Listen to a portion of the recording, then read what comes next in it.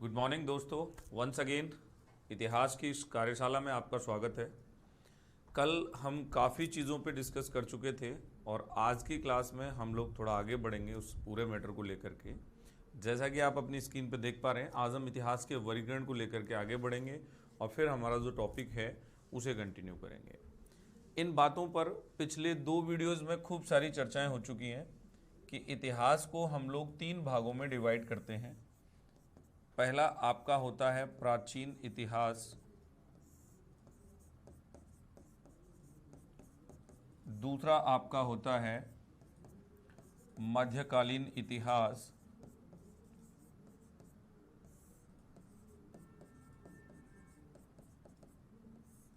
और तीसरा आपका होता है आधुनिक इतिहास।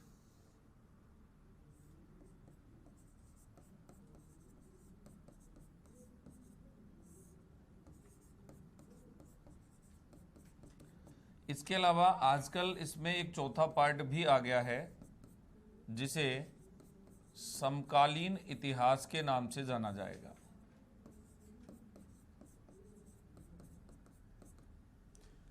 इनके पार्ट्स के लिए मैं पहले बात कर चुका था आपसे। प्राचीन इतिहास की जो समयावधि है वो प्रारंभ से लेकर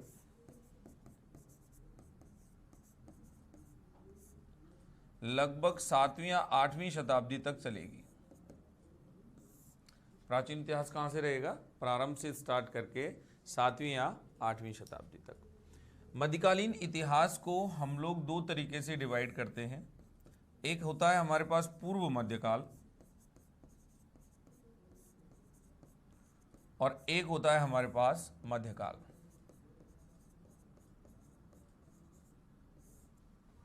पूर्व मध्यकाल में हम लोग लगभग 8वीं शताब्दी के मध्य से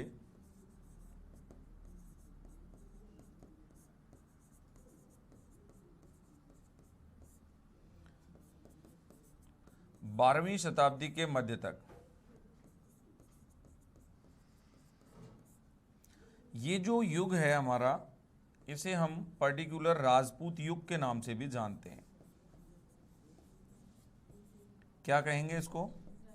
राजपूत युग भी कह सकते हैं, क्योंकि इस टाइम पे राजपूत की जो है मतलब उद्भव होता है राजपूतों का और उनका वर्चस्व रहता है। कहीं ना कहीं विदेशी आक्रांताओं को भारत की धरती पर आने में राजपूत क्या करते हैं? रोकने में मदद करते हैं। दूसरा आएगा आपका मध्यकाल। ये रहेगा आपका 12वीं शताब्दी के मध्य से लेकर के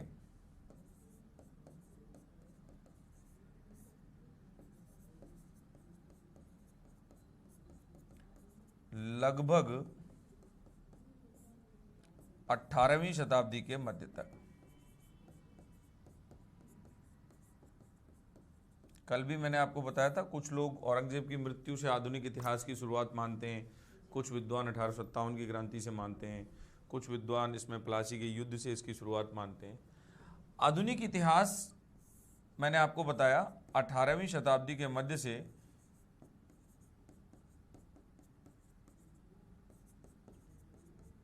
और 1947 तक, देश के स्वतंत्रता तक, देश की आज़ादी तक का जो इतिहास है वो मॉडर्न हिस्ट्री के तौर पर आपको पढ़ना है, जिसमें राष्ट्रीय आंदोलन की अपनी एक खासी भूमिका रहती है। और थर्ड फेज जो राष्ट्रीय आंदोलन का है गांधी जी को लेकर के, उसको स्पेशली हम लोग गांधी युग के नाम से भी जानते हैं।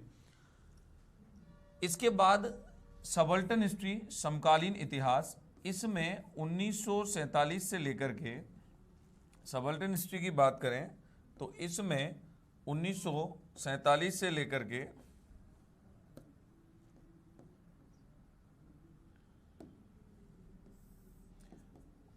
ये आएगा आपका 1947 से लेकर के अप्रोक्स सन 2000 तक का जो इतिहास है, वैसे हम इसको अब तक लिख सकते हैं। 1947 से वर्तमान जो चल रहा है हमारा, वहाँ तक की जो कहानी है वो क्या हो जाएगी? समकालीन इतिहास हो जाएगा, सबल्टन हिस्ट्री हो जाएगी। तो इस वर्गीकरण को आप अपने पेज पर नोट कर लें एक बार। उसके बाद कुछ लिखना है तो मैं बोल देता हूँ, आप लिखना प्रारंभ कर लीजिए।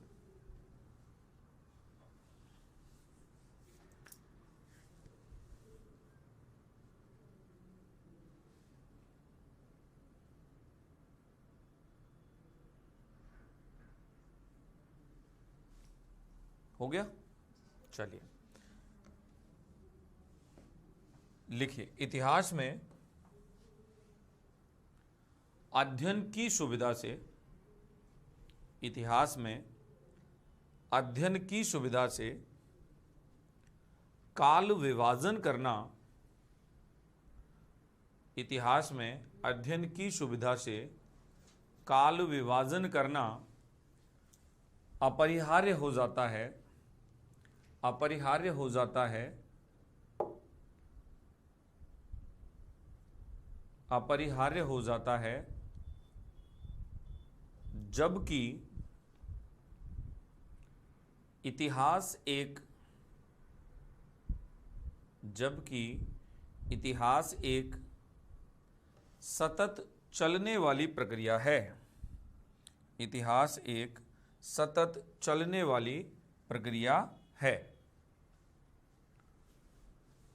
अर्थात समय एवं क्रमबद्ध रूप से, अर्थात समय एवं क्रमबद्ध रूप से, अर्थात समय एवं क्रमबद्ध रूप से इतिहास में घटनाओं का क्रम बनता है, इतिहास में घटनाओं का क्रम बनता है, लेकिन घटनाओं के स्वरूप में अंतर आ जाता है, घटनाओं के स्वरूप में अंतर आ जाता है।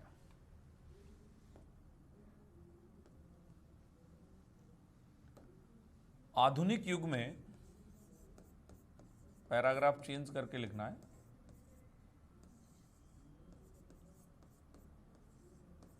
आधुनिक युग में अंग्रेज एवं यूरोपियन इतिहासकारों द्वारा, आधुनिक युग में अंग्रेज एवं यूरोपियन इतिहासकारों के द्वारा भारत का इतिहास लिखा गया, अंग्रेज एवं यूरोपियन इतिहासकारों के द्वारा भारत का इतिहास लिखा गया,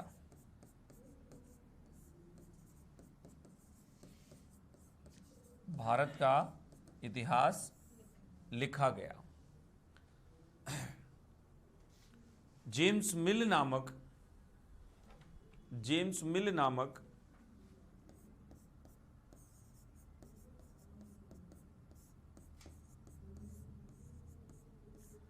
उदारवादी अंग्रेज ने, जेम्स मिल नामक उदारवादी अंग्रेज ने भारतीय इतिहास का काल विभाजन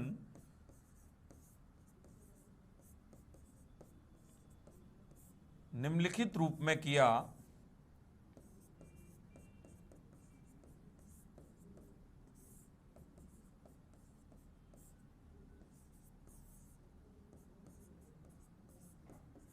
नंबर 1,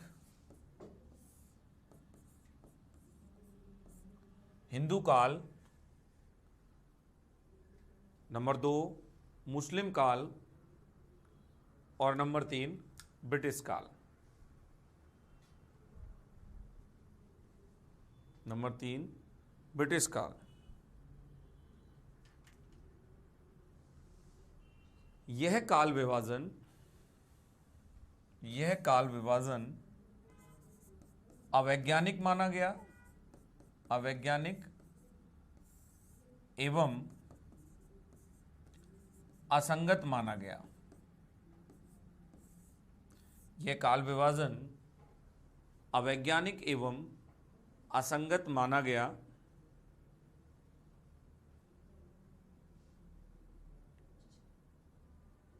एक तो इसमें सांप्रदायिकता झलकती है, एक तो इसमें सांप्रदायिकता झलकती है, एक तो इसमें सांप्रदायिकता झलकती है। दूसरा,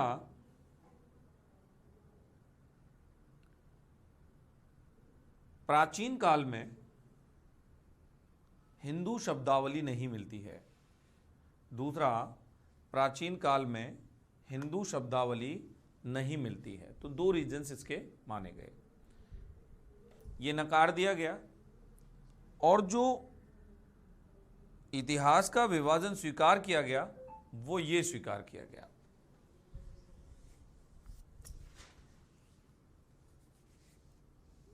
एक तो इसमें सांप्रदायिकता झलकती है और दूसरा प्राचीन काल में हिंदू शब्दावली नहीं मिलती है। इसी कारण, लिखें आगे, इसी कारण जेम्स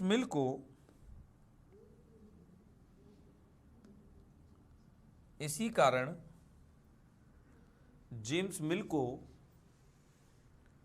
सांप्रदायिक इतिहास लेखन का जनक कहते हैं, पिता कहते हैं।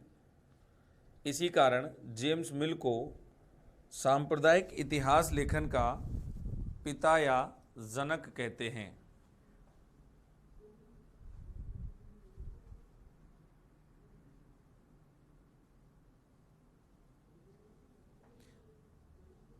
पैराग्राफ चेंज करके लिखेंगे, इसी कारण वर्तमान में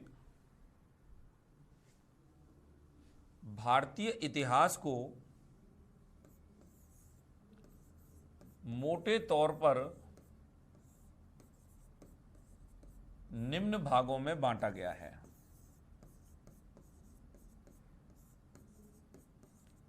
नंबर 1 प्राचीन काल,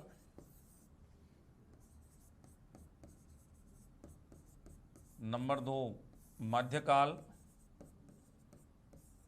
नंबर 3 आधुनिक काल,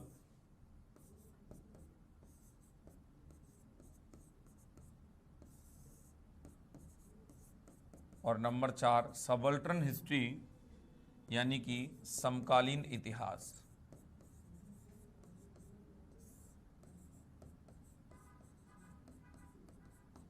समकालीन इतिहास, यही रीजंस है कि हम इतिहास को मोटे तौर पर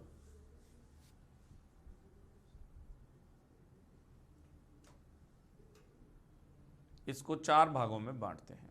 समकालीन इतिहास। चलिए आगे बढ़ें।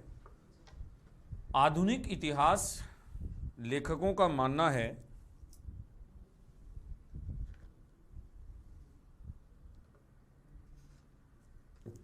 कि प्राचीन काल में ना तो हिंदू शब्दावली मौजूद थी और साथ ही ना तो हिंदू शब्दावली मौजूद थी और साथ ही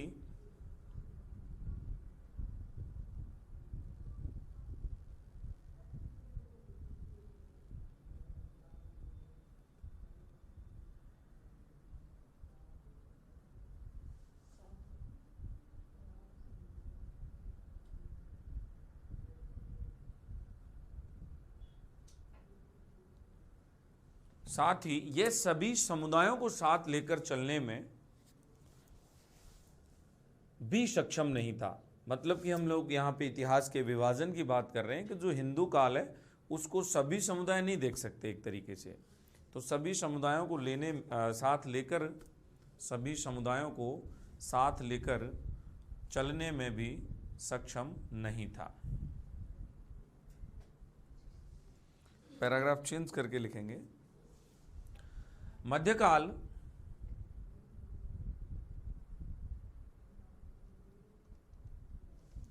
लगभग 1200 ईस्वी से लेकर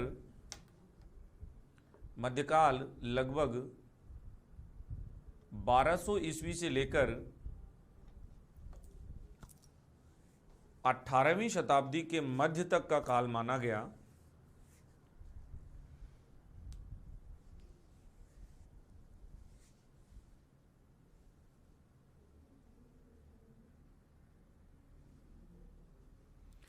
अठारहवीं शताब्दी के मध्य तक का काल मुस्लिम काल माना गया। अंग्रेज एवं उपनिवेशवादी इतिहासकारों ने अंग्रेज एवं उपनिवेशवादी इतिहासकारों ने इसे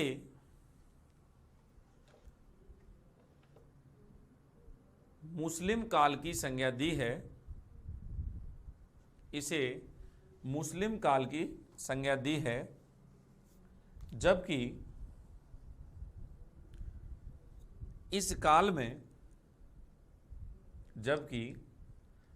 काल में ना तो समस्त शासक मुस्लिम थे और ना ही समस्त शासित मुस्लिम थे। यानी कि जो जनता है जिस पर आप लोग शासन कर रहे हैं वो भी मुस्लिम नहीं है, मतलब पूर्ण रूप से मुस्लिम नहीं है, और ना ही सभी के सभी शासक जो है वो मुस्लिम है। तो ना तो समस्त शासक मुस्लिम थे और ना ही समस्त शासित मुस्लिम थे।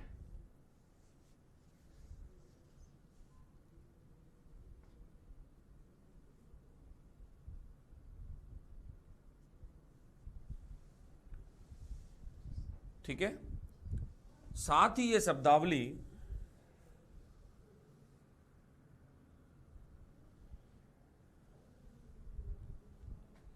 सांप्रदायिकता का बोध भी कराती है। साथ ही यह शब्दावली सांप्रदायिकता का बोध भी कराती है।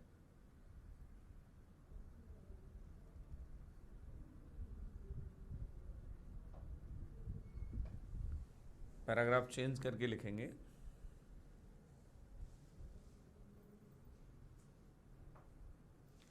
इसी प्रकार अंग्रेजों के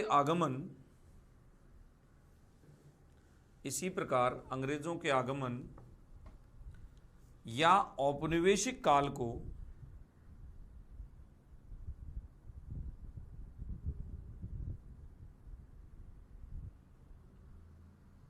ब्रिटिश काल की संज्ञा दी गई है।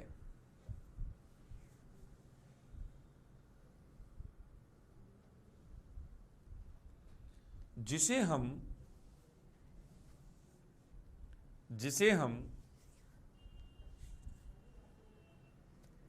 हम वर्तमान में आधुनिक काल कहते हैं, जिसे हम वर्तमान में आधुनिक काल कहते हैं, यह नाम ब्रिटिश काल की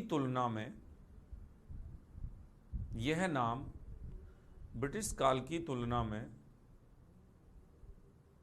अधिक उपयुक्त एवं अधिक वैज्ञानिक माना गया है। अधिक उपयुक्त एवं अधिक वैज्ञानिक माना गया है।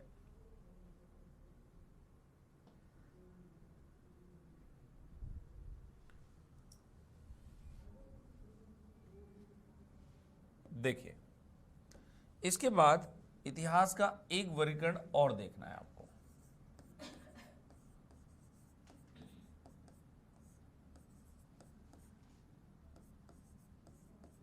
विभाजन या वर्गीकरण, इसे हम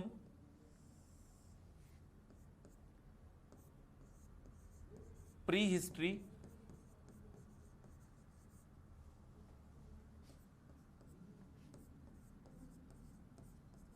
प्रोटो हिस्ट्री और हिस्ट्री, इन नामों से भी जानते हैं। प्री हिस्ट्री का मतलब होता है प्रागैतिहासिक काल।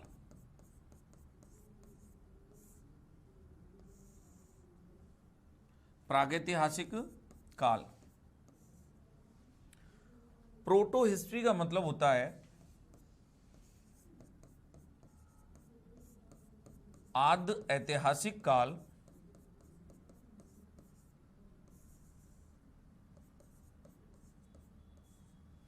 और हिस्ट्री का मतलब होता है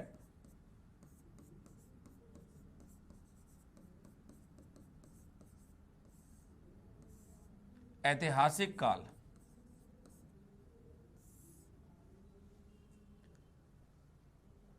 अब बात करें कि प्रागैतिहासिक काल को लेकर के कि प्रागैतिहासिक काल क्या था। तो सीधे शब्दों में हम एक चीज लिख सकते हैं यहां पर, जब लेखन कला का विकास नहीं हुआ।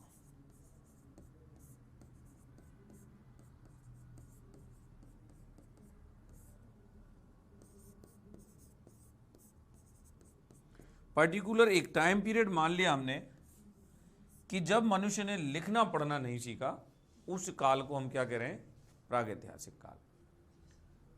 आदि ऐतिहासिक काल की बात कर रहे हैं हम लोग, वह काल जहां लेखन तो है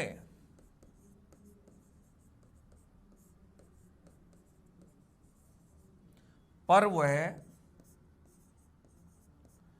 अभी तक पढ़ा नहीं जा सका। तो इतिहास में ऐसे जो समयावधि है, ऐसा जो पीरियड है, ऐसा जो टाइम है कि जहां लेखन कला तो आपको दिखाई देती है लेकिन आप उसको पढ़ नहीं पा रहे हैं, उसके साक्ष्यों को जुटा नहीं पा रहे हैं, तो वो प्रोटो हिस्ट्री कहलाएगा। उसको हम लोग आदि ऐतिहासिक काल की श्रेणी में रखते हैं। और ऐतिहासिक काल में हम लोग बात करेंगे जहां लेखन भी है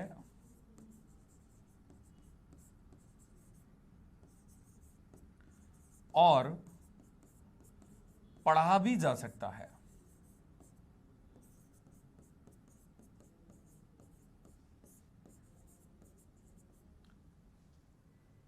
जहां लेखन भी है और उसको पढ़ा भी जा सकता है, यानी कि हम उसको पढ़ने में सक्षम हैं। अब इसमें इस पूरे पीरियड में आएगा आपका स्टोन एज,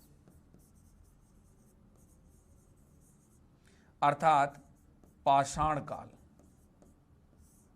क्या आएगा? पाषाण काल का जो समय रहेगा, स्टोन एज का जो समय रहेगा, वो किस में आ जाएगा? आपका प्री हिस्ट्री में आ जाएगा। अब प्री हिस्ट्री यानी पाषाण काल में क्या पोजीशंस थी हमारे इतिहास की, उसको लेकर के हम लोग अगली चर्चा करेंगे। आदि ऐतिहासिक काल की बात करें तो यहां आप देखते हैं कि सैंधव सभ्यता यानी कि सिंधु सभ्यता, और दोस्तों कुछ विद्वानों के अनुसार वैदिक काल का प्रारंभिक समय,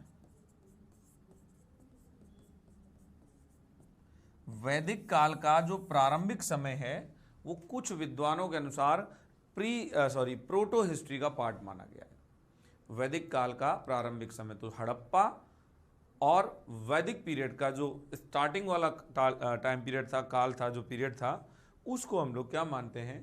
प्रोटो हिस्ट्री का पार्ट मानते हैं। और इसको भी कुछ विद्वानों ने माना है। इसके नीचे आप लिख सकते हैं कुछ विद्वानों के अनुसार।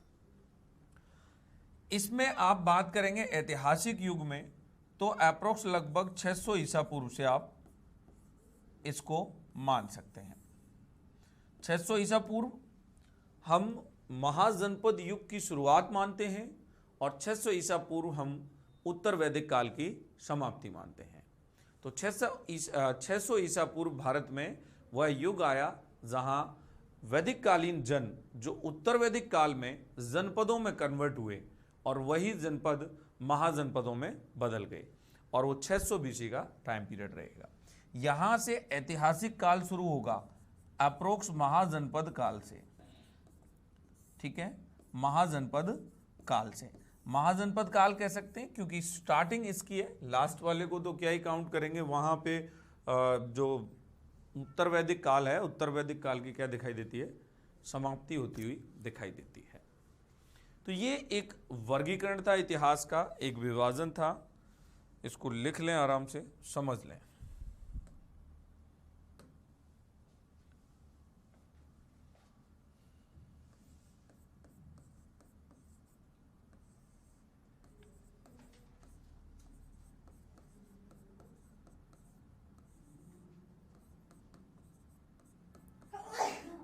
अगला टॉपिक लिखिए आप, मानव की उत्पत्ति एवं विकास।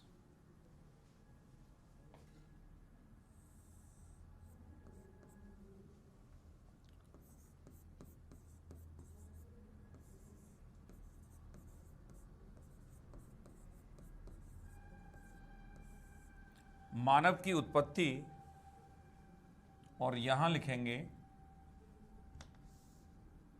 मानव का विकास।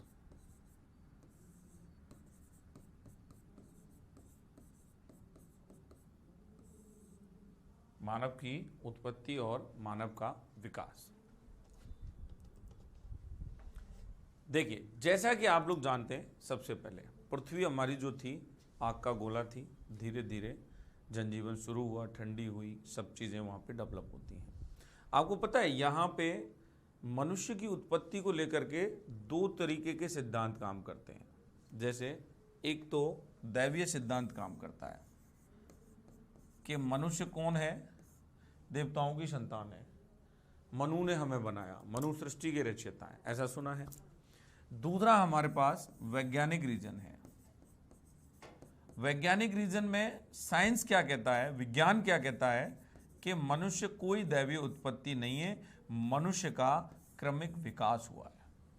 साइंस क्या बोलता है, हमारे धार्मिक ग्रंथों की बात करते हैं तो वो कहते हैं कि मनुष्य दैवीय उत्पत्ति है, और हम साइंस की बात करें तो साइंस कहता है कि मनुष्य दैवीय उत्पत्ति नहीं है बल्कि मनुष्य का क्रमिक विकास हुआ है। अब बड़े तर्क अच्छे हैं। ये वैज्ञानिक वर्गीकरण बात करें या वैज्ञानिक स्तर पे बात करें या विज्ञान के आधार पे बात करें या विकासवाद के जो जनक हैं चार्ल्स डार्विन, विकासवाद के जो जनक हैं चार्ल्स डार्विन, उनके आधार पे बात करें तो वो ये तर्क देते हैं कि जब पृथ्वी पर सबसे पहले जो है जलीय जीवों का आगमन हुआ, दुनिया में कुछ नहीं था, जानवर पशु पक्षी भी नहीं थे, सबसे पहले जमीन पर कौन आया, जलीय जीव जो पानी में पैदा हुए। उसमें दैवीय सिद्धांत कह देता है, आपको याद होगा हमारे भगवान विष्णु के 10 प्रमुख अवतारों में से कूर्म अवतार, कछुए वाला अवतार, वो कहते हैं भाई जलीय जीव की बात कर रहे हो तो तुम ये लो। फिर भगवान विष्णु का मत्स्य अवतार भी हुआ है। तो मतलब हमें इस चक्कर में नहीं पड़ना कि मनुष्य दैवीय उत्पत्ति है या क्या है। हमें मनुष्य की दैवीय उत्पत्ति की बजाय हमें मनुष्य की इस जो विकासवाद के जनक चार्ल्स डार्विन है, इनकी जो साइंस वाली बातें हैं, इनकी जो वैज्ञानिक बातें हैं, उन पे फोकस करना है। तो ये कहते हैं जैसे लगभग पृथ्वी की आयु मानी गई है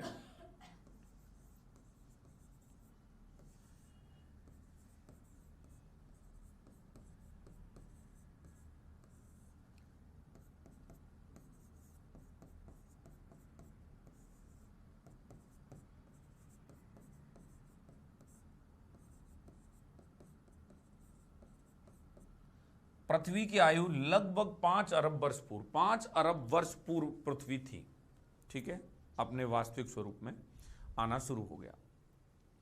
अब मानव का विकास कैसे हुआ, मानव की उत्पत्ति, तो सबसे पहले इसमें 2 क्वेश्चन पूछे जाते हैं। टर्सरी युग, मानव की उत्पत्ति किस युग में हुई, टर्सरी युग में हुई, और मानव की उत्पत्ति प्लायोसीन काल, किस काल में होती है। ये 2 प्रश्न यहां से सीधे पूछे जाएंगे। मानव की उत्पत्ति किस काल में हुई, तो प्लायोसीन काल में, ये ज्योग्राफी के वर्ड से। और कौन सा युग चल रहा था, टर्सरी युग चल रहा था। तो टर्सरी युग में प्लायोसीन काल में क्या होता है, मनुष्य की उत्पत्ति होती है। अब मनुष्य की उत्पत्ति डायरेक्ट ऐसे नहीं हो गई, मनुष्य ने बड़ा संघर्ष किया है, मनुष्य के संघर्ष का इतिहास बहुत लंबा रहा है। मनुष्य डायरेक्ट लॉन्चिंग नहीं थी, मनुष्य दैवीय उत्पत्ति नहीं था। ये साइंस मानता है कि मनुष्य को भगवान ने डायरेक्ट जैसे आज हम वर्तमान स्वरूप में ऐसे लॉन्च कर दिया हो, ये नहीं है। ये आप और हम सब जानते हैं, आपने तमाम न्यूज़पेपर्स में, बुक्स में, टीवी में, वीडियोज़ में देखा होगा कि किस प्रकार से मनुष्य ने अपना डेवलपमेंट किया है और मनुष्य प्राइमेट्स वर्ग से निकल करके बाहर आता है। तो पृथ्वी पर धीरे धीरे जैसे जलीय जीवों का विकास हुआ, फिर रेंगने वाले जीव आए, फिर ऐसे जीव आए जिनकी रीढ़ की हड्डी हुआ करती थी। ये सीक्वेंस जब आगे बढ़ता रहा तो पृथ्वी पर एक नया वर्ग पैदा हुआ, जिस वर्ग का नाम था प्राइमेट्स। क्या हुआ, प्राइमेट्स का उद्भव हुआ, पृथ्वी पर प्राइमेट्स का उद्भव हुआ। किसका उद्भव हुआ, प्राइमेट्स का उद्भव हुआ।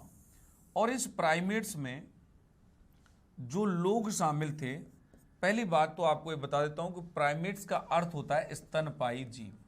क्या होता है, स्तनपायी जीव। मनुष्य है, गाय भैंस है, ये सब क्या हैं? स्तनपायी जीव हैं। तो प्राइमेट्स का उदय हुआ, और प्राइमेट्स में हम जैसे बात करेंगे तो सबसे पहले जो इसका वर्गीकरण हम लोग देखते हैं वो कपी या वानर, कपी या वानर, लंगूर, चिंपांजी, औरंगटन,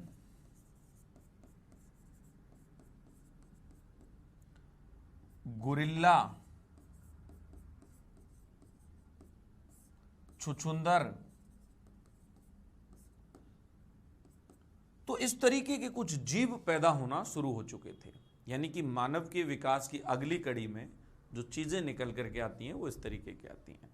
मानव का विकास हुआ, मानव के विकास से पहले एक वर्ग पैदा हुआ जिसको हम लोग क्या कहते हैं?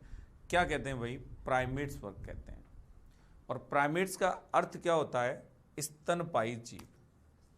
लिख लो आप आराम से, और इसको पूरा समझने में अगर कहीं कोई दिक्कत हो तो पूछ लिया करो। ऐसे हेजिटेशन नहीं करना है कि सर पूछना नहीं है। कोई भी चीज नहीं आए आप बिल्कुल पूछ सकते हैं कि सर कहाँ से क्या दिक्कत है। ये ज्योग्राफी के वर्ड्स हैं। मानव जब पैदा हो रहा था तो युग कौन सा चल रहा था? ज्योग्राफी में युग पढ़ने होते हैं, काल पढ़ने होते हैं। तो टर्सरी युग था और प्लायोसीन काल था। अप्रोक्स लगभग आज से 5000 वर्ष पूर्व पृथ्वी अस्तित्व में आई, और उस पे धीरे धीरे पहले जलीय जीव, फिर रेंगने वाले जीव, फिर रीढ़ की हड्डी वाले जीवों का डेवलपमेंट होता है, और उसी में अगला डेवलपमेंट दिखाई देता है हमें किसका? प्राइमेट्स का। प्राइमेट्स में कौन कौन आ गए? कपी या वानर, लंगूर, चिंपांजी, औरंगटन, गोरिल्ला, छछूंदर, ये सब जीव थे। ये सब क्या थे? ये प्राइमेट्स थे, स्तनपायी जीव हुआ करते थे। सबसे पहले अब हमारा रिश्ता इनसे जुड़ेगा, ठीक है? इनमें से हम निकल के आए तो एक वर्ग आया महाकपि वर्ग। क्या आया निकल करके? महाकपि वर्ग। इस महाकपि वर्ग को ड्रायोपिथेकस की संज्ञा दी गई।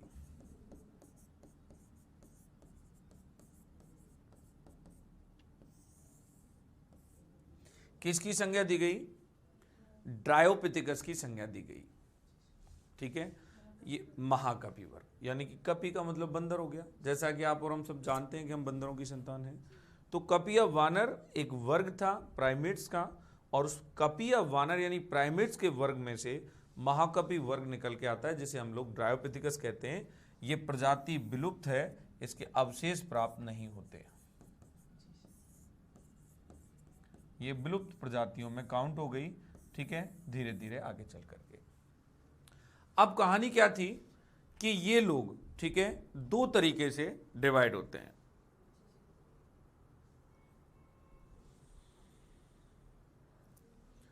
रामापिथिकस और ऑस्ट्रेलोपिथिकस में। कौन? महाकपि वर्ग। एक तो किस में डिवाइड हो जाएंगे? रामापिथिकस में,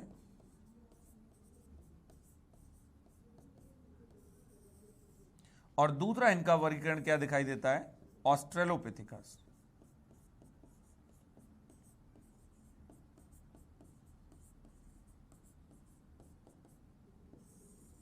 ये डिवीजन हो गया किसका? महाकपि वर्ग का। अब कहानी क्या थी कि रामापिथिकस वो थे जो जंगलों में ही रह गए। कहां रह गए? जंगलों में रह गए। और ऑस्ट्रेलोपिथिकस जो थे वो मैदानी भागों की ओर उन जंगलों से निकल करके चलना शुरू कर देते हैं, दुनिया की भीड़ भाड़ में शामिल होने का प्रयास कर लेंगे। तो ऑस्ट्रेलोपिथिकस मैदानी भागों की ओर चल देते हैं, और रामापिथिकस क्या करते हैं? ये जंगलों में रह जाते हैं। रामापिथिकस जंगलों में रह जाते हैं, और ये महाकपि वर्ग में ही फिर काउंट हो जाएंगे, ठीक है? किस में काउंट हो जाएंगे? महाकपि वर्ग में ही आ जाएंगे। लिख लिया? चलिए,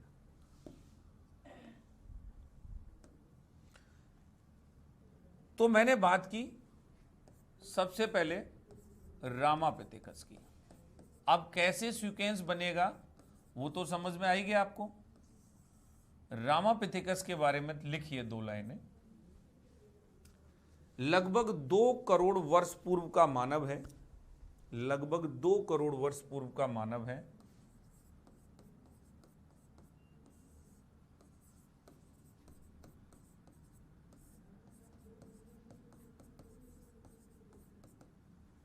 टाइमिंग क्या है? लगभग 2 करोड़ वर्ष पूर्व। 3 से 4 फुट हाइट होती थी।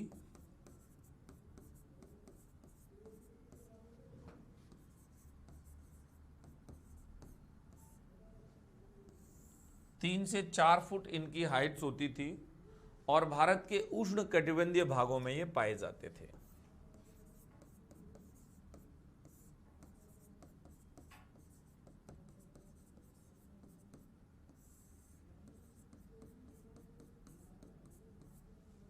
भारत के उष्ण कटिबंधीय भागों में ये पाए जाते थे और साथ में ये जंगलों में ही रह गए।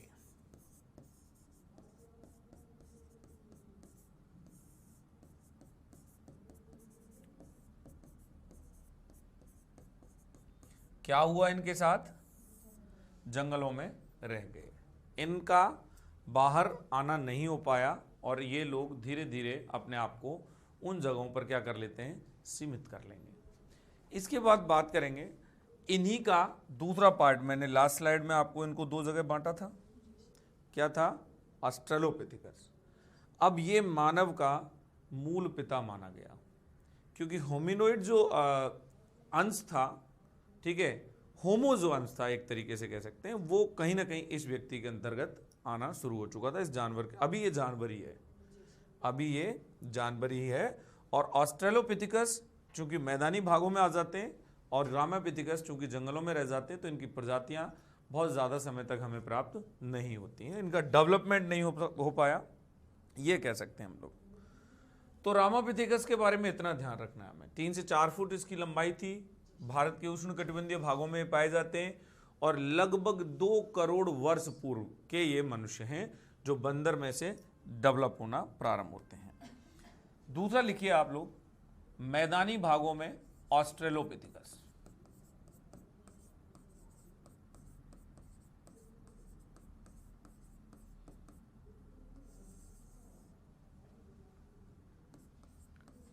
जंगलों से निकलकर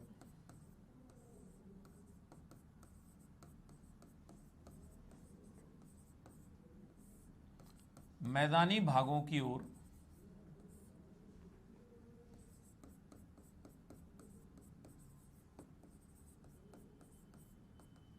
जंगलों से निकलकर मैदानी भागों की ओर चलना प्रारंभ कर देते हैं।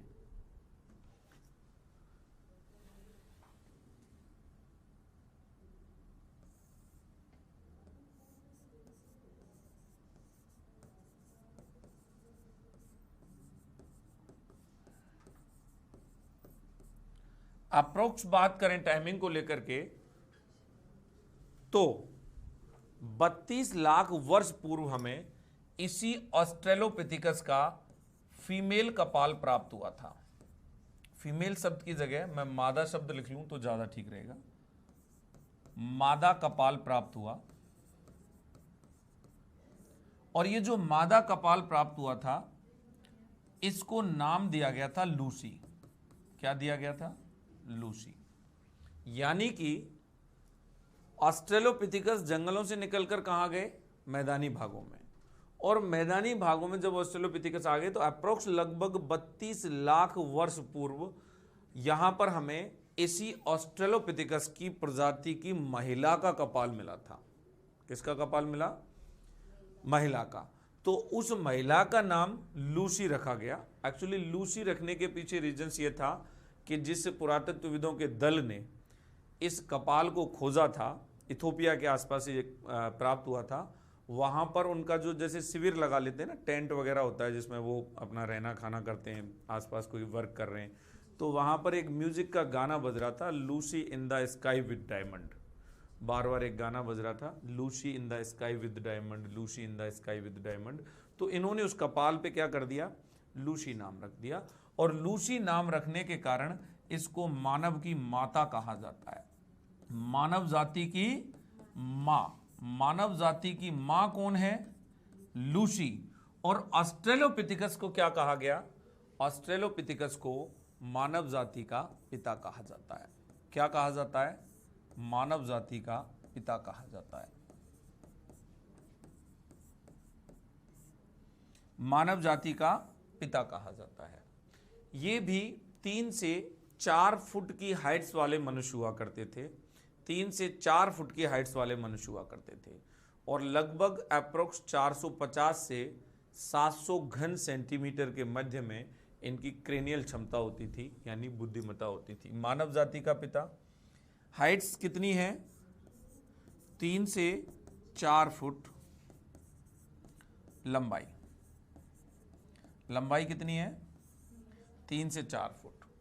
और लगभग 450 से लेकर के 700 के मध्य क्या है इनकी क्रेनियल क्षमता। क्रेनियल क्षमता का अर्थ होता है बुद्धिमत्ता।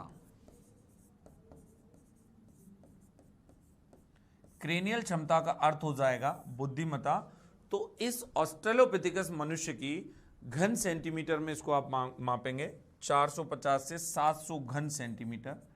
ये क्या थी? इसकी क्रेनियल क्षमता थी, बुद्धिमत्ता हुआ करती थी। क्या हुआ? ठीक है। अब मानव जाति का पिता क्यों कहा गया इसको? तो विकास की निरंतरता के कारण, विकास की निरंतरता के कारण,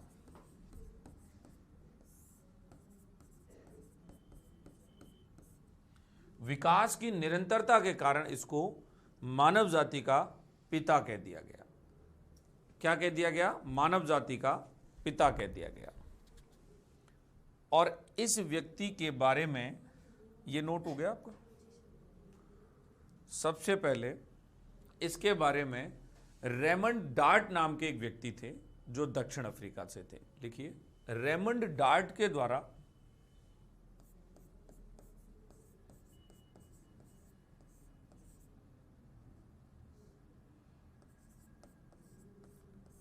रेमंड डार्ट के द्वारा 1924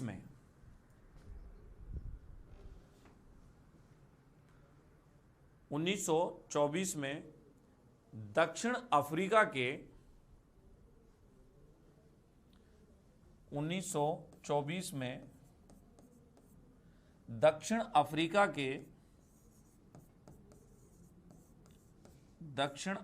के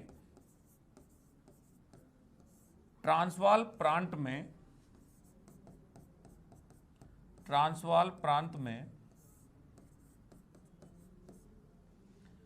टोंग नामक स्थान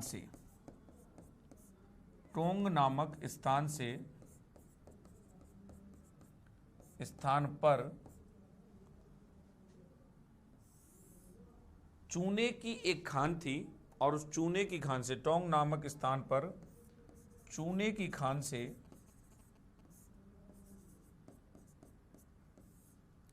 एक खोपड़ी प्राप्त की थी, एक कपाल प्राप्त किया था और वो खोपड़ी, वो कपाल ऑस्ट्रेलोपिथिकस का था।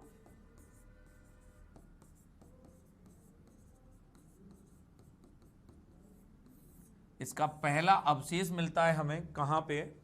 ऑस्ट्रेलोपिथिकस का इस जगह पर। ठीक है।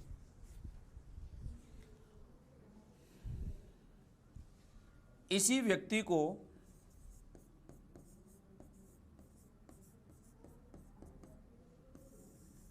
अफ्रीकेनस भी कहते हैं। खोपड़ी प्राप्त की और वह खोपड़ी ऑस्ट्रेलोपिथिकस की थी। ठीक है। इसी ऑस्ट्रेलोपिथिकस को क्या कहते हैं? अफ्रीकेनस। क्योंकि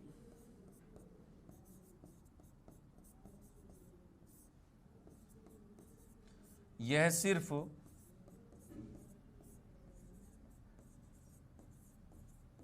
अफ्रीका से प्राप्त हुए,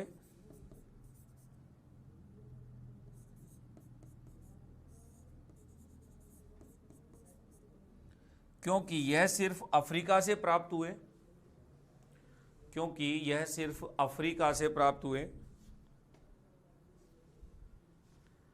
इसी कारण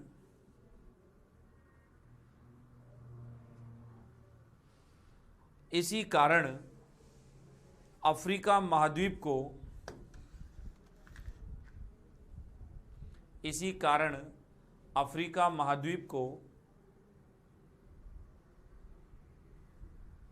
मानव का घर, मानव का पालना या मानव जाति का पालना या मानव सभ्यता का पालना भी कहा जाता है। आप ऐसे लिखिए, इसी कारण अफ्रीका को मानव जाति का पालना कहा जाता है, क्योंकि प्रारंभिक जो मनुष्य के अवशेष थे वो ऑस्ट्रेलोपिथेकस के रूप में मिलते हैं और इसके अवशेष केवल और केवल अफ्रीका से प्राप्त होने के कारण इस मनुष्य को अफ्रीकेनस भी कहा जाता है। और यही वो कारण है कि जिस वजह से अफ्रीका को मानव जाति का पालना कहा गया है। तो यहां तक की बात क्लियर हो गई, ठीक है भाई। क्या हुआ, अफ्रीकेनस इसका नाम रख दिया गया।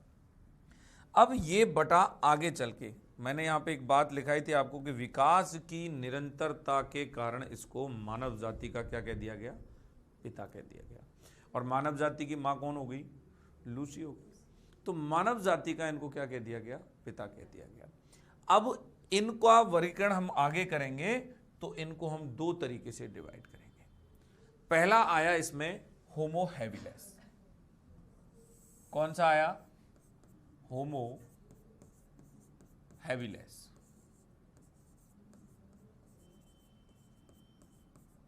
पहला कौन सा आया, होमो हैबिलिस।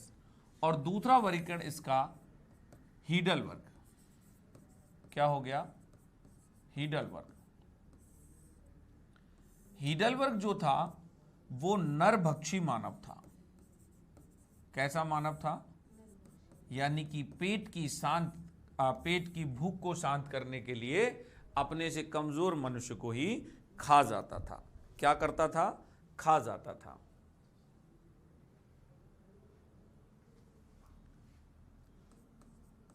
पिथिकैंथ्रोपस,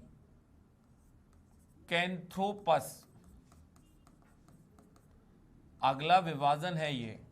पिथिकैंथ्रोपस के नाम से एक वैज्ञानिक नाम इनको दिया जा सकता है, जिसमें पिथिकैंथ्रोपस में आपका होमो हैबिलिस भी आ जाएगा और पिथिकैंथ्रोपस में आपका होमो हीडलबर्ग भी आ जाएगा। जैसे मैंने अफ्रीकेनस कहा तो वैसे ही पिथिकैंथ्रोपस भी एक नाम आता है। तो ऑस्ट्रेलोपिथेकस अफ्रीकेनस हो गया, फिर ये पिथिकैंथ्रोपस की श्रेणी में आ जाएंगे। इसमें एक आया होमो हैबिलिस। होमो हैबिलिस वो व्यक्ति था जिसने हाथ का पहली बार खुलकर प्रयोग किया।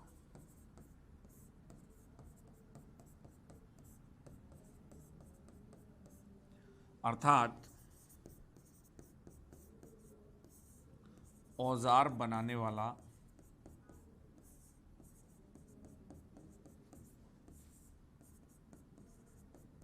पहला प्राणी।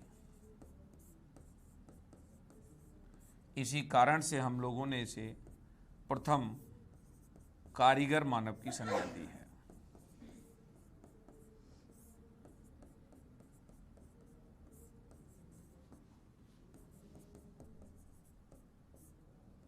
इस कारण हमने इसको क्या संज्ञा दी हुई है, पहला कारीगर मानव।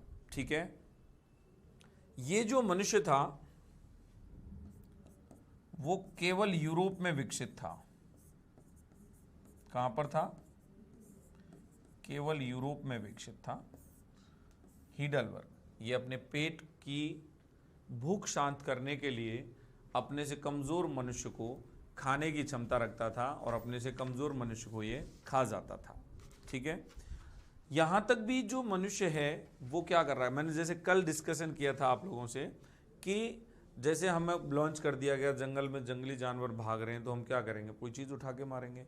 तो वही चीज़ थी, इसने पहली बार कुछ ऐसा किया कि पत्थर वगैरह उठाए, जानवरों पे मारे, तो इसका क्या है, डेवलपमेंट सीधा हुआ और इसका अंगूठा सीधा हुआ था, जिस कारण वो उन चीज़ों को पकड़ने में सक्षम हुआ था। तो हाथ का पहली बार खुलकर प्रयोग करने का मतलब ही ये है यहाँ पर कि इस व्यक्ति का अंगूठा सीधा हुआ।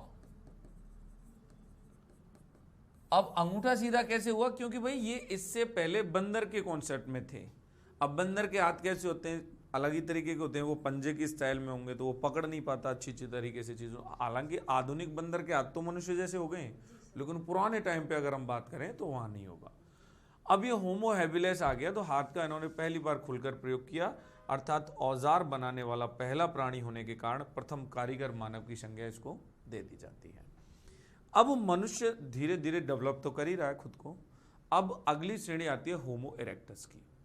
होमो इरेक्टस वो व्यक्ति होता है, वो मनुष्य होता है जो अब 4 पैरों से चल करके 2 पैरों पे आ जाएगा। यानी यहां तक ये मनुष्य जो हैं, ये जो वानर हैं, ये 4 पैरों पे ही हैं अभी भाई, 4 पैरों पे चल रहे हैं। अब आएगा कौन? होमो इरेक्टस। तो होमो इरेक्टस की कहानी क्या रहेगी? होमो इरेक्टस प्रथम द्विपद मानव कहा गया, जो पहली बार ऐसा मनुष्य जो द्विपद यानी 2 पैरों पर चलना प्रारंभ करता है। चलिए आगे लिखिए। अगला कंसेप्ट रहेगा होमो इरेक्टस मानव।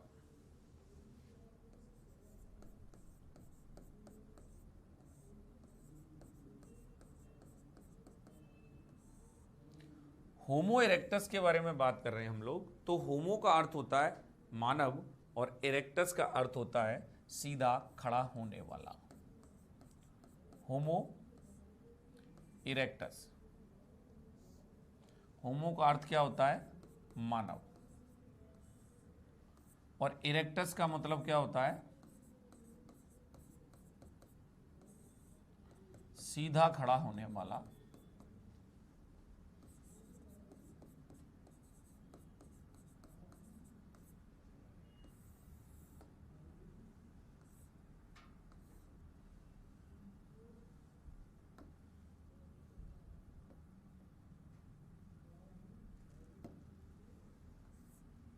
सीधा खड़ा होने वाला। तो इसको क्या कहा हमने? होमो इरेक्टस। अब इस होमो इरेक्टस को हम 2 तरीके से डिवाइड कर लेंगे। एक तो है हमारे पास इसमें पीकिंग मानव। कौन सा है? पीकिंग मानव। और एक है इसमें हमारे पास जावा मानव। एक क्या है इसमें हमारे पास? जावा मानव। और एक हमारे पास इसमें क्या रहेगा? पीकिंग मानव।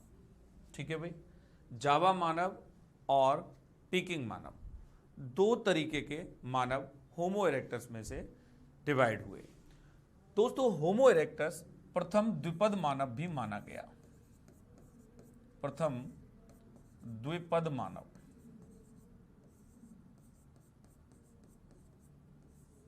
क्या है ये? पहला ऐसा मनुष्य जो 2 पैरों पर चलना प्रारंभ करता है। 2 पैरों पे आ गया अब मनुष्य। अब यानी कि यहां आकर के आप स्पष्ट कह सकते हो कि अब बंदर हम लोग नहीं रहे। तो प्रथम द्विपद मानव की संज्ञा होमो इरेक्टस को दी गई। और होमो इरेक्टस को हम लोगों ने 2 तरीके से डिवीजन कर दिया, एक जावा मानव और एक पीकिंग मानव। जावा मानव जो था, इसकी रीढ़ की हड्डी अधिक मतलब सीधी थी। भाई इससे पहले मनुष्य कैसा चल रहा था? 4 पैरों पे चल रहा है तो रीढ़ की हड्डी में झुकाव मिलेगा। अब 2 पैरों पे आ गया तो रीढ़ की हड्डी सीधी होगी, निश्चित सी बात है। और कहीं ना कहीं वो रीढ़ की हड्डी जिम्मेदार भी थी द्विपद बनाने के लिए इनको। इसी मानक को आग का आविष्कारक माना जाता है। आग का आविष्कारक कौन था? जावा मानव। ठीक है। ये जो मानव था, इसके अस्थि पंजर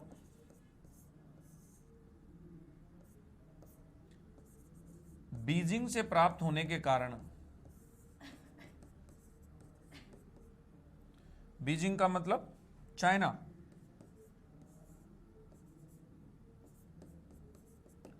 तो पीकिंग मानव कह दिया गया इसको। भाई इसके अस्थि पंजर कहां से प्राप्त हुए? चाइना में बीजिंग से प्राप्त हुए, तो इसको पीकिंग मानव कह दिया गया। इस व्यक्ति की रीढ़ की हड्डी अधिक सीधी थी बजाय जावा मानव के। रीढ़ की हड्डी अधिक सीधी थी बजाय जावा मानव के।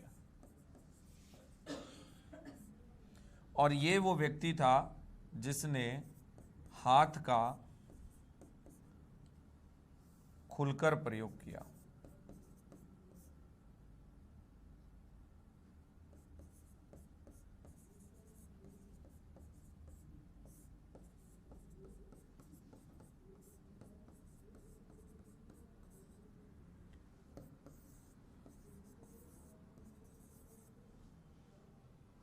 तो होमो इरेक्टस को हम लोगों ने इस तरीके से डिवाइड कर दिया। मानव लगातार विकास कर रहा है। ड्रायोपिथिकस को हम लोगों ने रामापिथिकस और ऑस्ट्रेलोपिथिकस में डिवाइड किया, और ऑस्ट्रेलोपिथिकस को हम लोगों ने अफ्रीकेनस कहा। उसके बाद में फिर पिथिकेंथ्रोपस की श्रेणी में आ जाते हैं आपके होमो इरेक्टस और होमो हिडलबर्ग और होमो हैबिलिस, ये तीनों। इसके बाद आएगा आपका क्रोमैग्नम। क्रोमैग्नम मानव कहेंगे हम लोग निएंडरथल मानव को। तो अगला जो कॉन्सेप्ट रहेगा मनुष्य का वो क्या रहेगा? क्रोमैग्नम, यानी कि निएंडरथल मानव।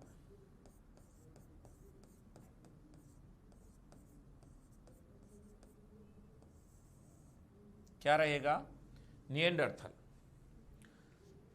एक्चुअली जर्मनी में एक निएंडर गुफा घाटी है, यानी कि एक निएंडर नदी है जहां एक घाटी पड़ती है। तो जर्मनी की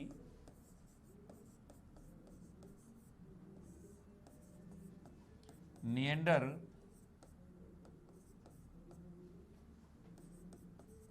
नदी घाटी से अवशेष प्राप्त होने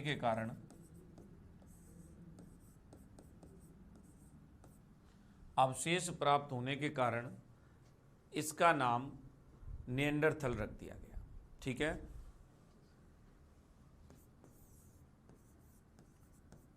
प्रथम सांस्कृतिक मानव कहलाया।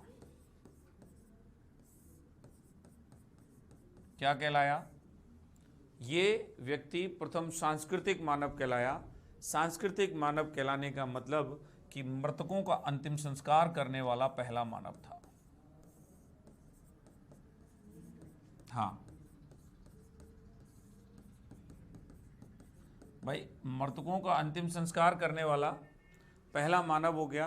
अब उनके अंतिम संस्कार की अपनी पद्धतियां थी, वो जब डिटेल में पढ़ेंगे पाषाण काल तो वहां पे उन चीज़ों पे चर्चा होगी। तो मृतकों का अंतिम संस्कार करने वाला पहला मनुष्य था जिसने क्या कहा, अपने आप को सांस्कृतिक प्राणी सिद्ध किया, और उसका नाम क्या था? निएंडरथल। दूसरी कहानी, इसने वर्ग एवं श्रम का विभाजन किया।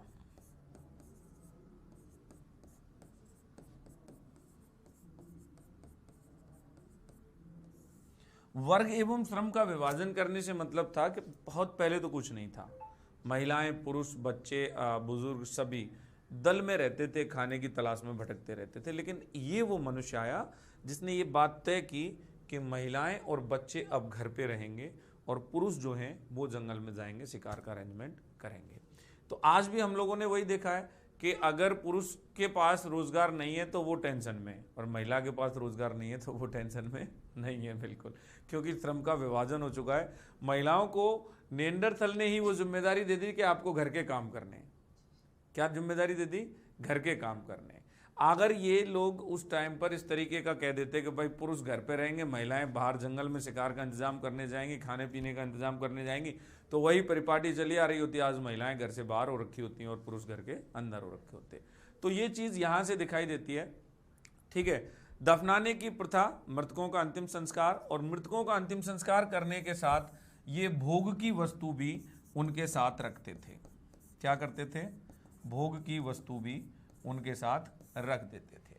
तो ये सारी चीजें आपको यहां दिखाई देती हैं। अब ये वो व्यक्ति था निएंडरथल जिसने आग का व्यापक प्रयोग करना शुरू किया। आविष्कार की बात नहीं कर रहा हूं मैं, आग का व्यापक प्रयोग करना इसने शुरू किया। इसका वैज्ञानिक नाम क्रोमैग्नन है। क्या है? क्रोमैग्नन। अब ये नाम क्यों दिया गया इसको क्रोमैग्नम? क्योंकि इसकी मस्तिष्क क्षमता अन्य मानवों से ज्यादा थी।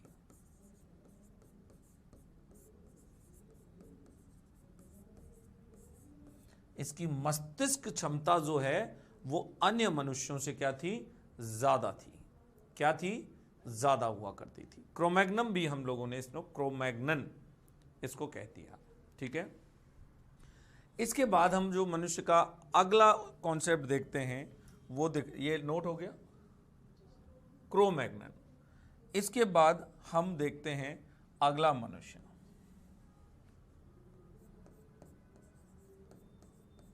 Homo sapiens.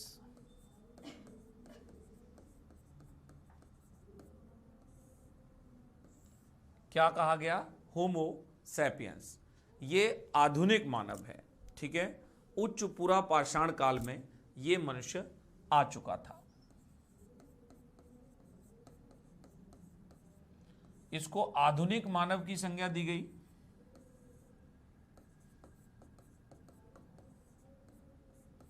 और इस होमो सेपियंस का जो टाइम पीरियड माना गया है वो उच्च पुरा पाषाण काल माना गया है।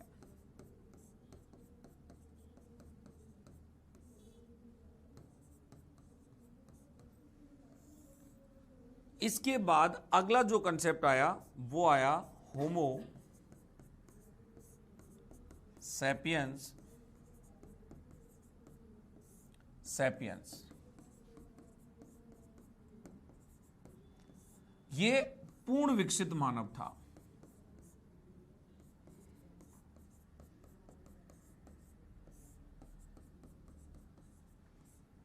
कैसा था?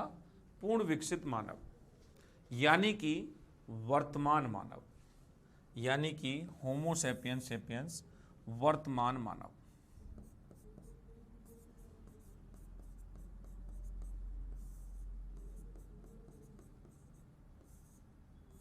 क्या कहेंगे इसको?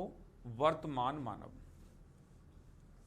इसको हम लोग बहुत सारे नामों से बुलाएंगे, जैसे क्रोमैग्नन भी कह देंगे। इसके अलावा चांसलेट, ग्रिमाल्डी, ये सब इसको नाम दिए जाते हैं।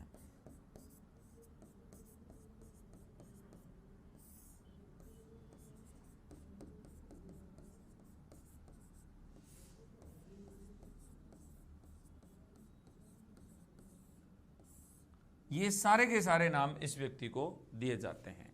और सबसे बड़ी बात, इस व्यक्ति को मानव का निकटतम पूर्वज कहा गया है।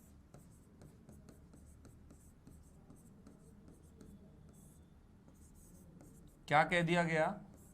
मानव का, इसको क्या कह दिया गया? मानव का निकटतम पूर्वज। क्या कह दिया गया? मानव का निकटतम पूर्वज। जबकि मानव का आदि पूर्वज कौन है? ऑस्ट्रेलोपिथेकस, जो सबसे पहला था। मानव की माता लूसी। मानव का आदि पूर्वज ऑस्ट्रेलोपिथेकस। मानव का आदि पूर्वज ऑस्ट्रेलोपिथेकस, मानव की माता का नाम लूसी, और मानव का निकटतम पूर्वज क्या रहेगा? होमो सैपियंस सैपियंस, यानी कि वर्तमान और आधुनिक मानव, जिसे ग्रिमाल्डी, चांसलेट आदि नामों से भी आप लोग जान के चलेंगे। तो ये था मनुष्य की उत्पत्ति के बारे में, कि मनुष्य किस तरीके से पूर्ण विकसित मानव में डेवलप हुआ धीरे धीरे। ठीक है।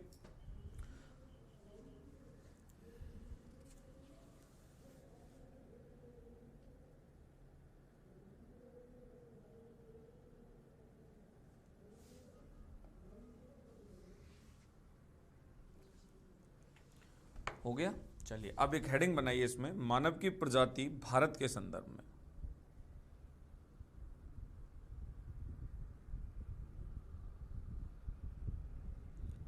मनुष्य की प्रजाति या मानव की प्रजाति भारत के संदर्भ में।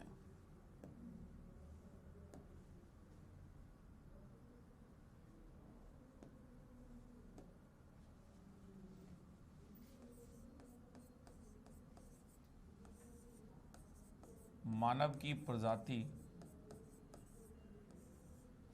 भारत के संदर्भ में।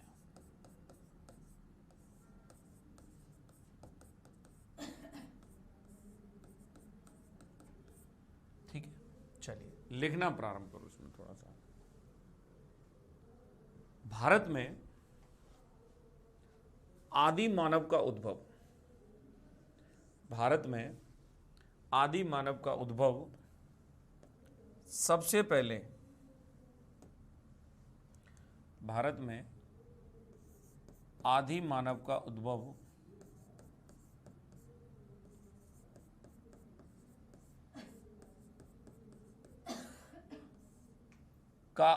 सबसे पहले पंजाब में हुआ।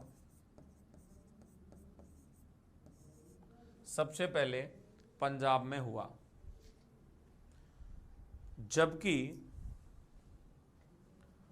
बर्किट के अनुसार, एक विद्वान है बर्किट, बर्किट के अनुसार यह दक्षिण में हुआ था। यानी भारत में कुछ विद्वान मानते हैं कि आदि मानव का जो आविष्कार है वो कहाँ हुआ, पंजाब में पहली बार हुआ, जबकि बर्किट महोदय क्या मानते हैं कि ये दक्षिण में हुआ था। नेक्स्ट पॉइंट लिखें। अक्टूबर 2001 में, अक्टूबर 2001 में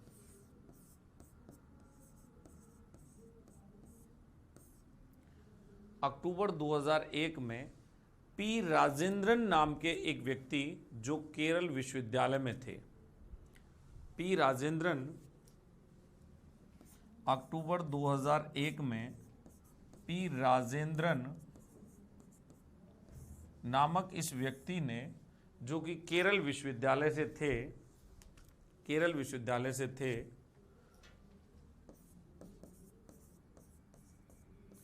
केरल विश्वविद्यालय से थे,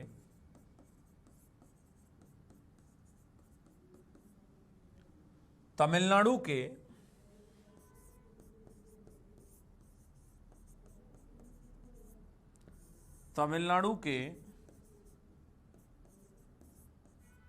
विल्लुपुरम,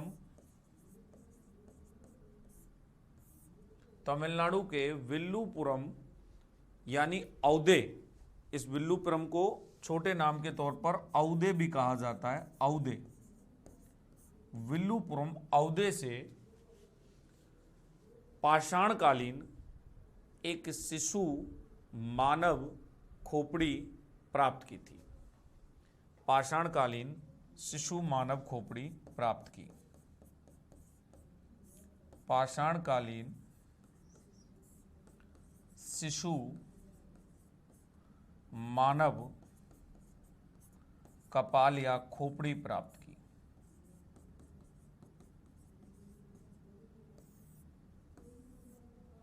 पाषाणकालीन मानव या खोपड़ी या कपाल प्राप्त किया।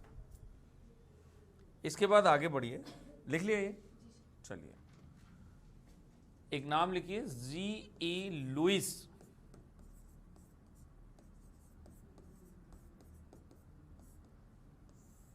जी.ई. लुइस ने सर्वप्रथम, जी.ई. लुइस ने सर्वप्रथम 1932 में, जी.ई. लुइस ने सर्वप्रथम 1932 में पाकिस्तान के पोतवार पठार, जिसे शिवालिक की पहाड़ी भी कहते हैं, पाकिस्तान के पोतवार पठार 1932 में पाकिस्तान के पोतवार पठार स्थित शिवालिक पहाड़ी से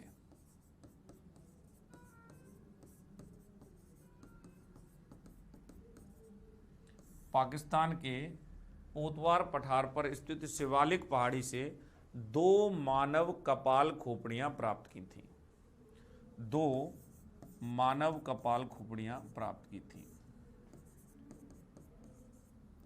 जिसमें से एक को तो इन्होंने रामापिथेकस की संज्ञा दे दी,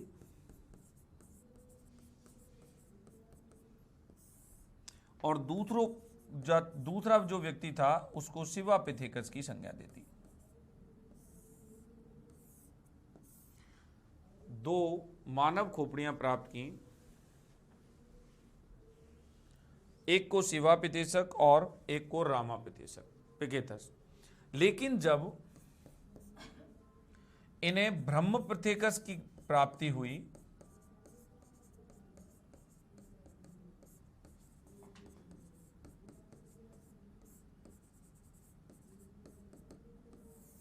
लेकिन जब इन्हें ब्रह्मपिथेकस की प्राप्ति हुई तो सम्मिलित रूप से जी लुइस ने इन तीनों को मिलाकर के शिवालिक के देव नर वानर की संज्ञा दे दी।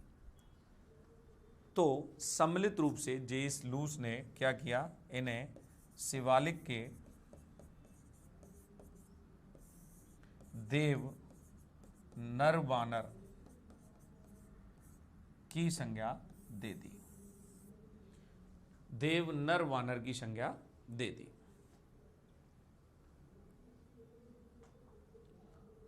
इसके बाद लिखें अगला पॉइंट, देव नर वानर की संज्ञा दे दी।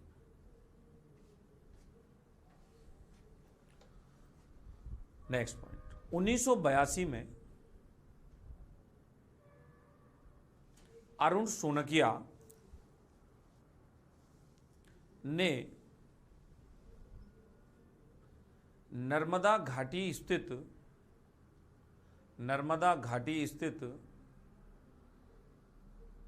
हथनोरा से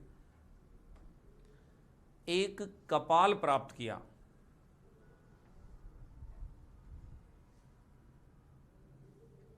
एक कपाल प्राप्त किया हथनोरा से, नर्मदा स्थित हथनोरा से, हाँ, एक कपाल प्राप्त किया, एक कपाल प्राप्त किया जिसे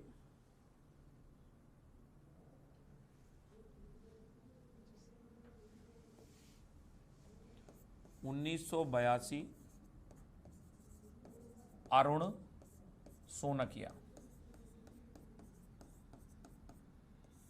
हाल ही में मृत्यु हो गई है इनकी,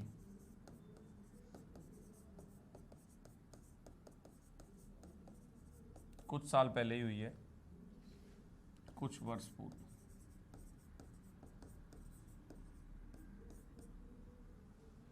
इन्होंने क्या किया था, नर्मदा घाटी से,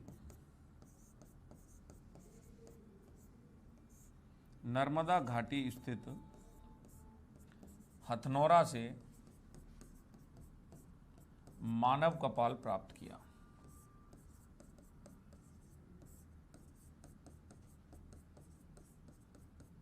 और ये जो मानव कपाल प्राप्त किया था, इसे आद्य होमोसेपियंस,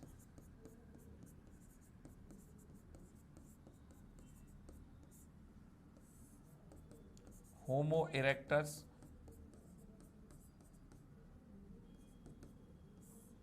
आद्य होमोसेपियंस, होमो इरेक्टस और नर्मदेंसिस की संज्ञा दी गई। किसकी संज्ञा दी गई? नर्मदेंसिस।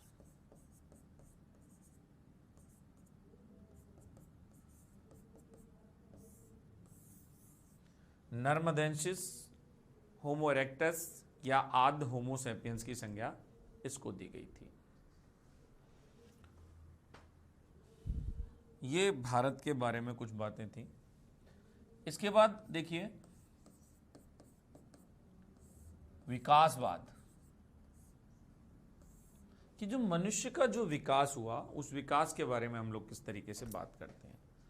तो विकासवाद का जनक चार्ल्स डार्विन को माना जाता है।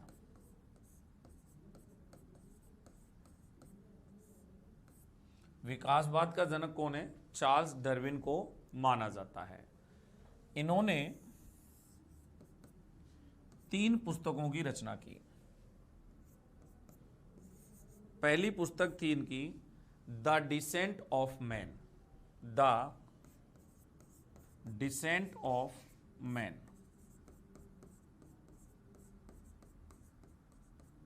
ठीक है, ये पुस्तक थी इनकी 1870 की।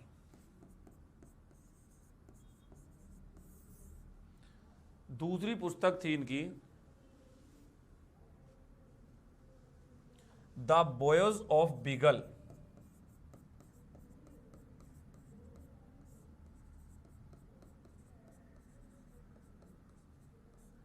ये पुस्तक थी इनकी 1839 की। और एक पुस्तक इन्होंने लिखी the origin of species,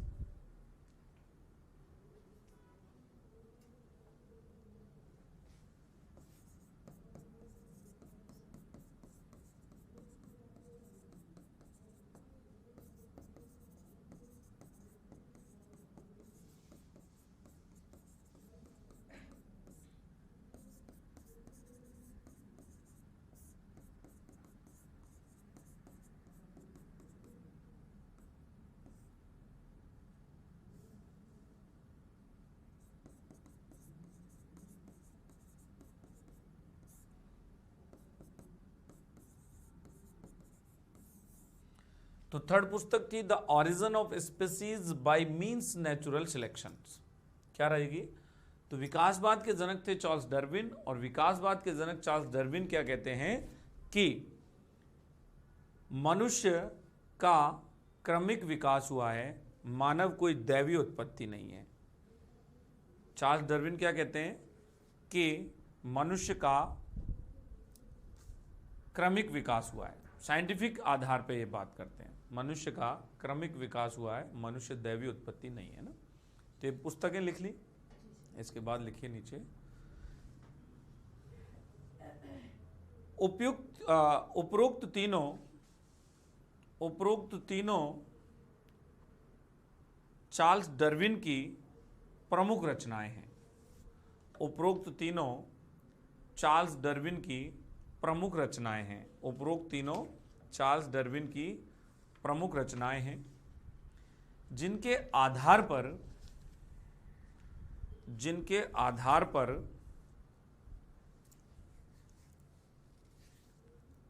Charles Darwin ने मनुष्य की दैवीय उत्पत्ति का खंडन करते हुए जिनके आधार पर चार्ल्स डार्विन ने मनुष्य की दैवीय उत्पत्ति का खंडन करते हुए मनुष्य का क्रमिक विकास वाला सिद्धांत पारित किया है, और यह माना है कि मानव का क्रमिक विकास हुआ है। खंडन करते हुए यह माना है कि मनुष्य का क्रमिक विकास हुआ है, यह माना है कि मनुष्य का क्रमिक विकास हुआ है। नेक्स्ट पॉइंट लिखो।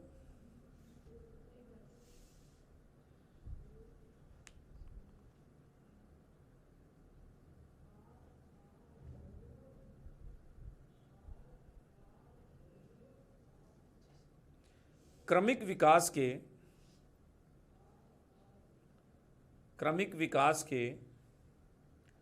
इस सिद्धांत से इतिहास में मनुष्य का एक लंबा वंश वृक्ष तैयार हो जाता है।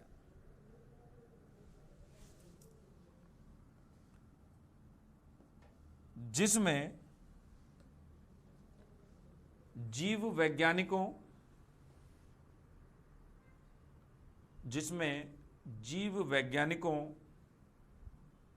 भूवैज्ञानिकों,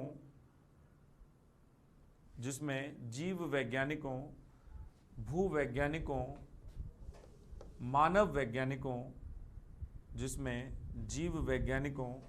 भूवैज्ञानिकों, मानव वैज्ञानिकों और पुरातत्वविदों को मिल करके कार्य करना होता है, तभी तो हम इतिहास बना पाते हैं, मतलब इतिहास खोज पाते हैं, लिख पाते हैं। जीव वैज्ञानिकों की जरूरत पड़ती है, भूवैज्ञानिकों की जरूरत पड़ती है, मानव वैज्ञानिकों की जरूरत पड़ती है, पुरातत्वविदों की जरूरत पड़ती है।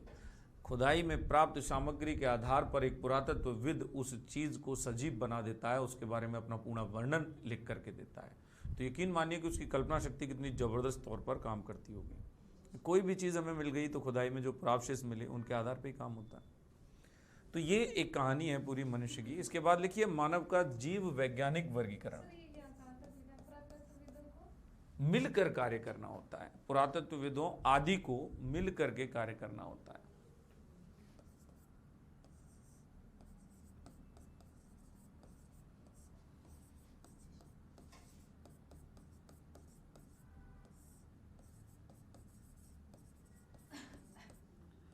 मनुष्य का जीव वैज्ञानिक वर्गीकरण।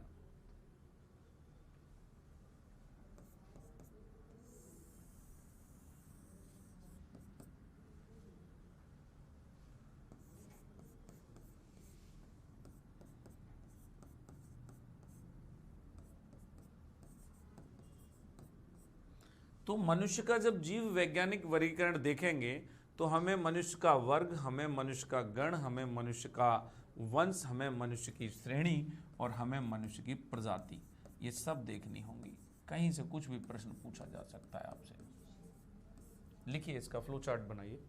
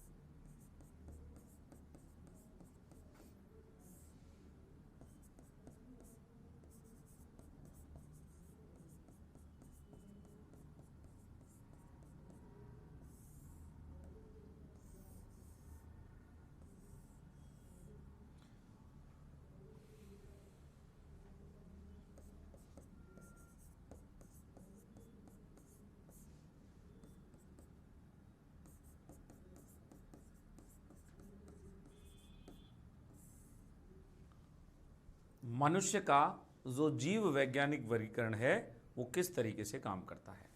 मनुष्य को हम लोग किस वर्ग का प्राणी मानेंगे, मनुष्य को हम लोग किस गण का प्राणी मानेंगे, मनुष्य को हम लोग किस वंश का प्राणी मानेंगे, मनुष्य को किस श्रेणी का प्राणी मानेंगे और मनुष्य की प्रजाति क्या है। तो मनुष्य क्या हो जाएगा, मैमेलिया वर्ग का। किस वर्ग का हो जाएगा, मैमेलिया वर्ग का। गण क्या होगा, प्राइमेट्स, मैंने बताया था प्राइमेट्स में से निकले। वंश मनुष्य का होमिनोडिया, होमिनोडिया या फिर होमिनोयाडिया। और मनुष्य की श्रेणी कौन सी है, होमो, हम लोग होमो श्रेणी के मानव हैं। और हमारी प्रजाति क्या है, सैपियंस। तो ये पूरा एक वर्गीकरण आपको समझ के चलना है।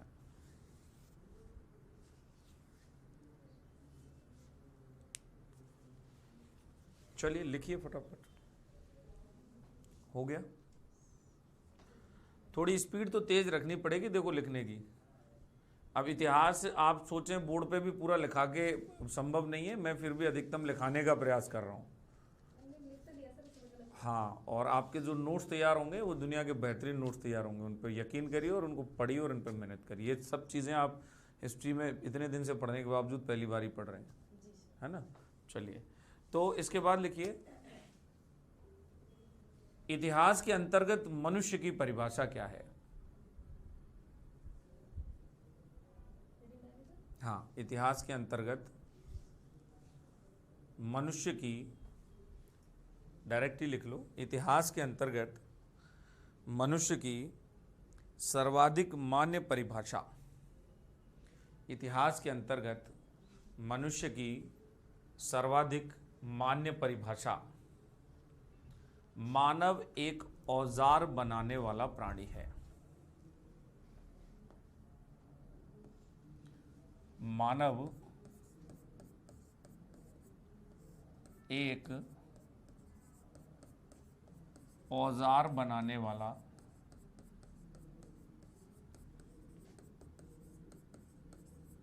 प्राणी है।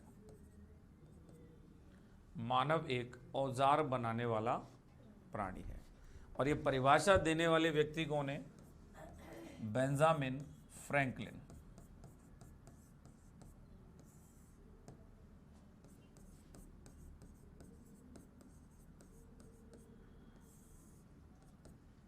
Benjamin Franklin. इतिहास में मनुष्य की सर्वाधिक मान्य परिभाषा यही मानी गई है। इतिहास में मनुष्य की सर्वाधिक मान्य परिभाषा यही मानी गई है।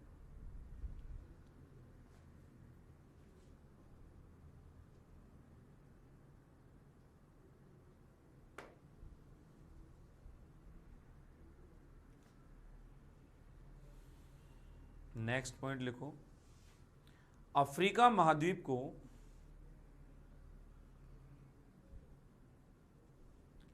मानव की आदि जन्म स्थली, अफ्रीका महाद्वीप को मानव की आदि जन्म स्थली एवं मानव जाति का पालना कहा जाता है, एवं मानव जाति का पालना कहा जाता है।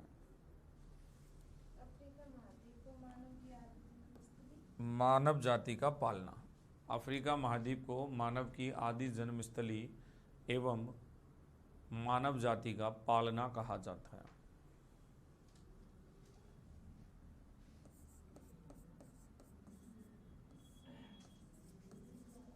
अगली हेडिंग बनाएंगे यहां पे, मानव के उद्भव एवं विकास संबंधी सिद्धांत।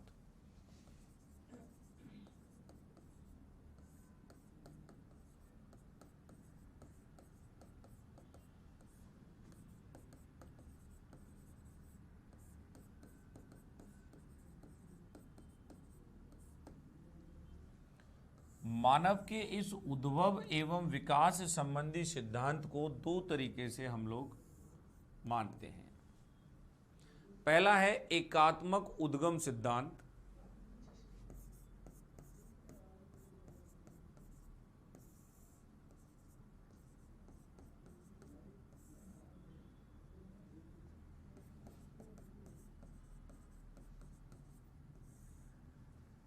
जिसे विसरण सिद्धांत के नाम से भी जाना जाता है।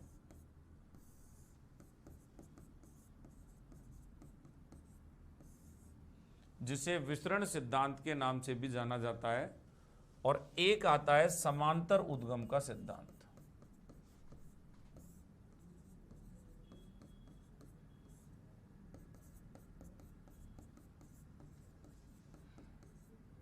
एक क्या हो जाएगा?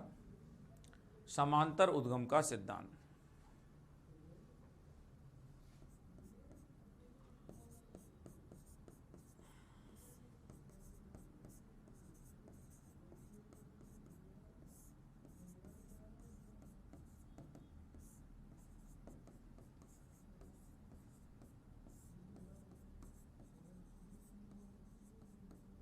ये क्या कहता है एकात्मक उद्गम का सिद्धांत? कि मानव का उद्भव जो जन्म था वो मूल रूप से अफ्रीका में हुआ, और हम लोग ऑस्ट्रेलोपिथेकस को अफ्रीकेनस कह रहे हैं, और उसके साक्ष्य केवल अफ्रीका से ही मिल रहे हैं। तो मानव का जो उद्भव था वो मूलतः अफ्रीका में हुआ, होमो इरेक्टस से। किससे हुआ? अफ्रीका में हुआ। और वो किससे हुआ? होमो इरेक्टस। बाद में क्या हुआ? यह विभिन्न मार्गों से प्रवासन करते हुए दुनिया के अन्य क्षेत्रों में फैल गए और मनुष्य सब जगह मिलने लग गया। बाद में यह विभिन्न मार्गों से प्रवसन करते हुए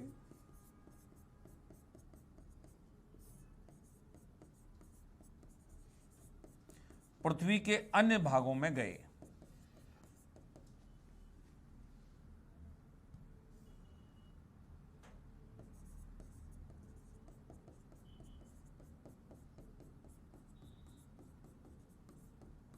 पृथ्वी के अन्य भागों में गए और बस गए। समांतर उद्गम का सिद्धांत क्या कहता है? कि मानव का विकास एक ही समय में विभिन्न क्षेत्रों में होमो इरेक्टस आबादी से ही हुआ है। मानव का उद्भव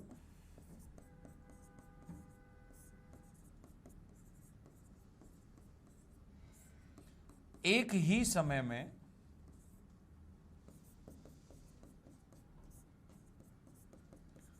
होमो इरेक्टस से पृथ्वी के विभिन्न भागों में हुआ है। तो ये दो सिद्धांत काम करते हैं, एक तो समांतर उद्गम का सिद्धांत और एक एकात्मक उद्गम का सिद्धांत। इसको हम वितरण का सिद्धांत भी कहते हैं। मतलब ये सिद्धांत वाले लोग क्या कह रहे हैं कि पहले होमो इरेक्टस अफ्रीका में पैदा हुआ था, वो धीरे धीरे दुनिया के सब क्षेत्रों में फैल गया, तो सब जगह मानव मिलने लग गया। दूसरा सिद्धांत विद्वानों ने क्या माना हुआ है कि समांतर उद्गम का सिद्धांत। ये कहते हैं कि मानव का उद्भव एक ही समय में सभी जगह पे होमो इरेक्टस आबादी से अपने आप ही हुआ है। तो ये दो तरीके के सिद्धांत इतिहास में काम करते हैं, मनुष्य के उद्भव और विकास संबंधी सिद्धांत को लेकर के। ठीक है, इसके बाद एक पॉइंट और लिखेंगे अपन और फिर इसको समाप्त करेंगे। पहला लिखिए आप लोग, ऑस्ट्रेलोपिथिकस।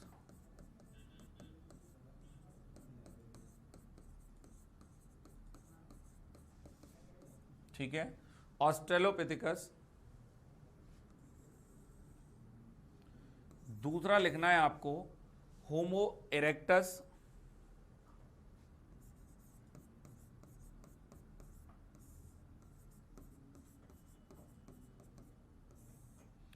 तीसरा लिखना है आपको इसमें होमो सैपियंस।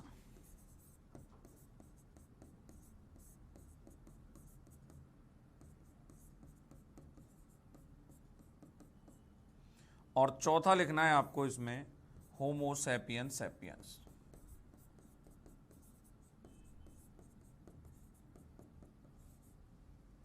ठीक है, जो होमो सैपियंस है उसे हम लोग क्रोमैग्नन, चांसलेड, ग्रिमाल्डी आदि नामों से पुकार लेंगे। ठीक है भाई, इसको हम लोग निएंडरथल नाम से पुकार लेंगे। इसको हम लोग पिथिकैंथ्रोपस कहेंगे, पिथिकैंथ्रोपस कहेंगे, और इसे हम लोग अफ्रीकेनस कहेंगे।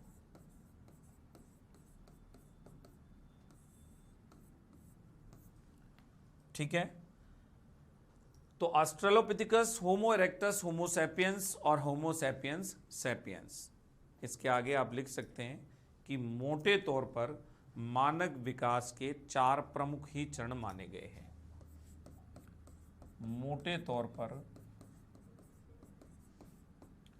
मानव विकास के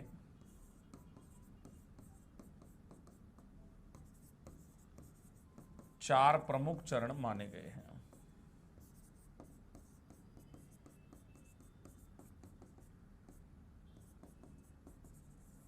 ठीक है, तो ये टॉपिक हो गया आपका कंप्लीट पूरा। 9 बज गए, आपकी क्लास का भी समय हो गया। फर्स्ट पेपर की क्लास आपकी अभी स्टार्ट हो जाएगी, तो उसको आप ले लें एक बार। इसके बाद हम लोग अब कल की चर्चा करेंगे। कल आपका स्टोन एज वाला टॉपिक शुरू करेंगे, प्रागैतिहासिक काल कैसे पढ़ेंगे, फिर प्रोटो हिस्ट्री में चलेंगे, फिर धीरे धीरे हिस्ट्री में चलेंगे। रेगुलर आप लोग अपडेट में बने रहिए। लाइव क्लास जो आप लोग घर से देखना चाहते हैं वो सभी विद्यार्थी सुबह 7, सवा 7 एक्यूरेट अपना मोबाइल लेके आप आ सकते हैं। और आप कमेंट्स जो करेंगे वो तो मैं कमेंट्स पढ़ लूँगा। चलती हुई लाइव क्लास में आपको अगर कोई क्वेरीज अपनी शांत करनी है तो भी आप लोग पूछ सकते हैं, और आप लोग देख लीजिए इसको। ठीक है, तो आज इतना ही रखते हैं इतिहास की इस कार्यशाला में। कल फिर से मुलाकात करते हैं एक नए सेशन के साथ। Okay, thank you, take care.